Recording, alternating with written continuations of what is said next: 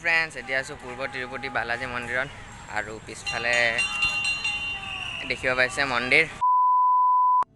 Hello' friends, hi hello' and welcome back to my another blog. So' আজি আহিছোঁ মই বেতকুছিত থকা বালাজী মন্দিৰত। চ' এইটো আছে আপোনাৰ নেশ্যনেল হাইৱে 37 নম্বৰ ৰাষ্ট্ৰীয় ঘাইপথত আছে আপোনাৰ বেতকুছিৰ ওচৰত। লখৰা পাৰ হৈ আহিব লাগে। চ' আৰু এইখন দেখিব পাইছে মন্দিৰৰ মেইন গেটখন। আৰু ইয়াতে মন্দিৰ খোলাৰ টাইমিংটো দিয়া আছে, শ্বেডিউলটো আপোনালোকে চাব পাৰে। ৰাতিপুৱা 8টাৰ পৰা 1টালৈকে খোলে আৰু ইভিনিং 3:30ৰ পৰা 8টালৈকে। চ' মন্দিৰৰ ভিতৰতে সোমাই গণেশ মন্দিৰটো দেখা পাব আপোনালোকে। যিহেতু হিন্দু ধৰ্মত ভগৱান গণেশক সকলো কামৰ আৰম্ভণিতে পূজা কৰা হয়, চ' গণেশ মন্দিৰটো আগতে দিয়া হৈছে। দেখিলে আপোনালোকে এইটো। আৰু গণেশ মন্দিৰটো পাৰ হৈ আপোনালোকে পাৰ্ক এখন দেখা পাব, যিখন বৰ ধুনীয়া আৰু মনোমোহা হয়। ইয়াত আপোনালোকে ফ্ৰেণ্ডছ আৰু ফেমিলিৰ লগত টাইম স্পেণ্ড কৰিব পাৰে। ইয়াত বহিবৰ কাৰণে সুবিধাও আছে আৰু ধুনীয়া গছ গছনিও আছে।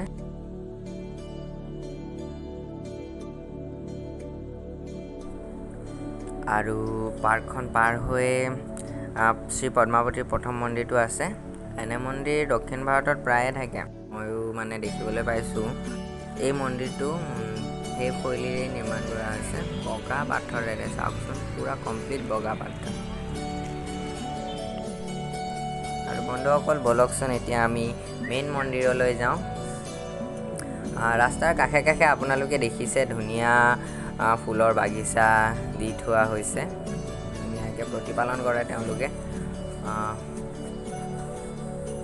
আৰু এইটো হৈছে মেইন মন্দিৰটো। আৰু এয়া দেখিছে ভগৱান বিষ্ণুৰ শেষনাগ।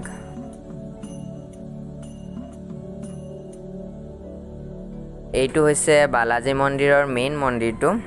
এইটো শ্ৰী বিষ্ণুৰ অৱতাৰ প্ৰভু ভেংকটেশ্বৰৰ মন্দিৰ হয়। চ' এতিয়া আমি ইয়াত যাম, তো তাৰ আগতে জোতা চেণ্ডেল খুলি লওঁ, খুলি থৈ যাওঁ এতিয়া।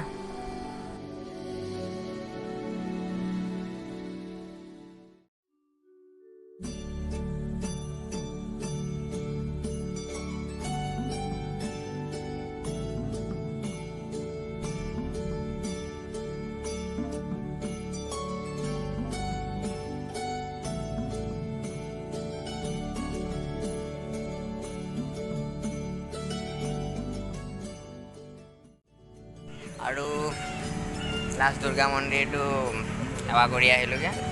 বন্ধুসকল, মন্দিৰৰ যিটো ভিতৰৰ তাত ভিডিঅ' বনাব নোৱাৰে, ৰেষ্ট্ৰিকশ্যন আছে। চ' বাহিৰতে যিকণ পাৰা বনোৱা হয়। আৰু বাহিৰত ভিতৰৰ মন্দিৰৰ যিবোৰ মূৰ্তি আছে বা ভিতৰৰ যিখিনি জেগা আছে তাত ভিডিঅ' বনাবলৈ পাৰ্মিশ্যন নাই। চ' ভিডিঅ' বনাব নোৱাৰিলোঁ। অলপমান তাত টাইনি বনাইছিলোঁ, কিন্তু পাৰ্মিশ্যন নাই কাৰণে নবনালোঁ। আৰু বাকী বাহিৰৰ আৰু যিকণ আছে সেইকণকে চাওঁ দিয়কচোন। বলক পাৰ্কখন অলপ ফুৰি আহোঁগৈ। আৰু এইফালে এয়া পাৰ্কিঙৰ জেগা আছে, দেখিছে আপোনালোকে।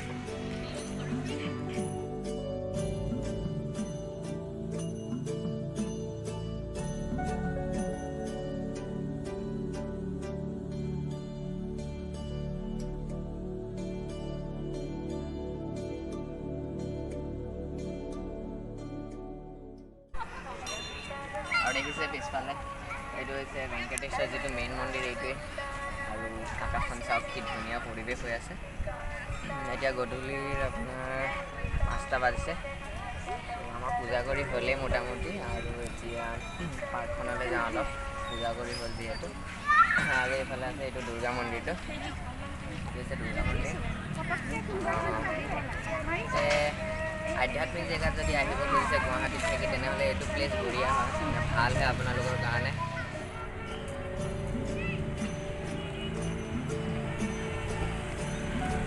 চ' ফ্ৰেণ্ডছ, এতিয়া বহি আছোঁ এয়া সৰুকৈ যিখন পাৰ্ক আছে মন্দিৰৰ ভিতৰত। চ' এইখনত বহি আছোঁ আৰু দেখিছে মানুহ আছে চাৰিওপিনে। পাৰ্কখনো সুন্দৰ ধুনীয়া পাৰ্ক হয়, সৰু হ'লেও সুবিধা আছে। আৰু চাওক কিমান ভিৰ হয় পাৰ্কখনত। আৰু এতিয়া গধূলি আপোনাৰ 5:21 হৈছে। আৰু এইজোপা গছ চাওকচোন, ইমান সৰু গছ দেখিলা আৰু ল'ৰা ছোৱালীবোৰে খেলি আছে সৰু সৰু ল'ৰা ছোৱালীবোৰে ভিতৰত চাগে ডাল এয়া খেলি আছে চাওক গছজোপা ডালবোৰ ইমান তলত আছে মাথাটোৱে লাগি গৈছে মোৰ ফালে ওলাই এতিয়া দেখিছে এয়া পাৰ্কত মানুহ